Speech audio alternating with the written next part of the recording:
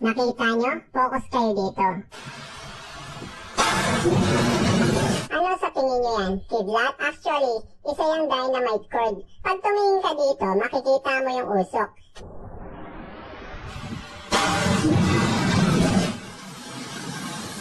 Sadyang tinaniman ng dinamita ang lawa na yan for navigation para hindi magasgasan yung ilalim ng bangka na dadaan dyan. Nilaliman nila yung lawa sa pamamagitan ng pagpapasabog ng dinamita. Ang pangyayaring ito ay parang tsunami mula sa kalangitan. Tinatawag ito ng mga eksperto bilang downburst. Ito yung isang bulto ng ulan na bigla na lang babagsak sa isang lugar.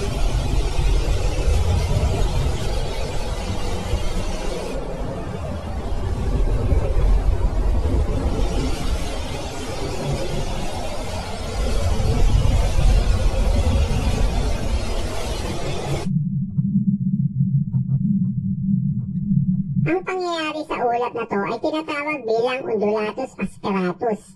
Isang bagong cloud formation na nadiskubre noong 2017. Sobrang